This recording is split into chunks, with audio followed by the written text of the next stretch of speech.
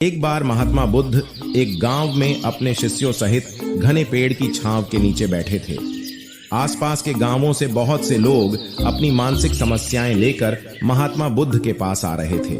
महात्मा बुद्ध उन सब की मानसिक परेशानियों का समाधान देते थे। सब लोग खुशी खुशी अपनी समस्याओं का समाधान पाकर वहां से लौट रहे थे। वहीं से कुछ दूर बैठा लोगों को बुद्ध के पास जाते देख एक दुखी भिखारी अपने भाग्य को कोसता हुआ यही सोचने लगा कि अभी कुछ देर पहले तो ये लोग दुखी मन से मुंह लटकाए उन महात्मा के पास गए थे और अब इतना खुश होकर कैसे वापस लौट रहे हैं। आखिर माजरा क्या है? जरा मैं भी जाकर देखूं कि वो महात्मा ऐसा कौन सा खजाना बांट रहा है इन लोगों को। वे इतने प्रसन्न हुए कि उनके चेहरे खुशी से लाल हो गए। जब वो दुखी भिखारी कुछ नजदीक गया तो उसने देखा कि ये महात्मा तो लोगों को प्रवचन देकर लोगों के दुख का निवारण कर रहे हैं। यह देखकर भिखारी के मन में भी तीव्र इच्छा हुई कि क्यों न मैं भी इन महात्मा को अपना दुख बताऊं, मुझे भी अपने दुख का समाधान अवश्य मिलेगा।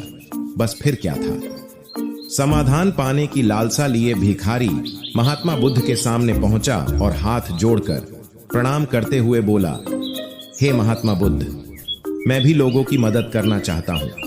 मुझे लोगों की मदद करने की बहुत इच्छा है, लेकिन मैं कैसे मदद कर सकता हूं? मैं बहुत गरीब हूं। मेरे पास न तो धन है और न ही कोई ऐसी चीज जिससे मैं किसी की मदद कर सकूं। मैं कोशिश करने पर भी किसी की मदद नहीं कर सकता। मुझे भगवान ने इतना गरीब क्यों बनाया? हे महात्मा, मुझ पर कुछ कृपा करो। इतना बोलते हुए भिखारी रोने लगा। तब महात्मा बुद्ध बोले, आप बहुत अज्ञानी हैं, क्योंकि आप अभी तक इस भ्रम में जी रहे हो कि तुम्हारे पास कुछ नहीं है, जबकि दूसरों को कुछ देने के लिए तुम्हारे पास बहुत कुछ है। तुम बिना धन और वस्तु के भी दूसरों की मदद कर सकते हो। तुम्हारे पास जुबान है जिससे तुम मीठे शब्द बोलकर किसी के दुखी चेहरे पर मुस्कान ला सकते हो। इन्हीं शब्दों की ताकत से तुम किसी के भी टूटते हौसलों को फिर से मजबूत कर सकते हो। इन शब्दों की शक्ति से आप किसी के भी मन में सकारात्मक विचारधारा के बीज बो सकते हैं और उसे गलत रास्ते पर जाने से रोक सकते हैं। तुम्हारे दो हाथों से किसी भी कमजोर या लाचार व्यक्ति की सहायता कर सकते हो। आपके दो आंखें किसी अंधे को रास्ता दिखा सकते हैं। तुम किसी के लिए दुआ कर सकते हो। यह हो सकता है कि उनके बुरे काम फिर से हो जाएं।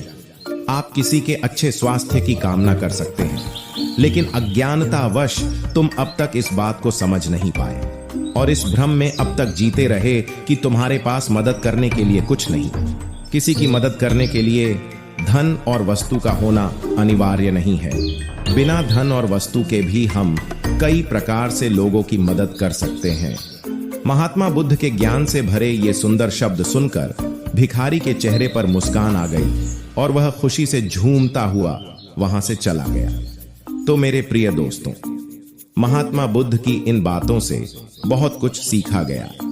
आजकल बहुत से लोग यह सोचकर दुखी होते हैं कि मेरे पास ये नहीं है, बल्कि जो आपके पास है उसी में संतुष्ट रहना सीखें और बिना मतलब के लोगों की मदद करें।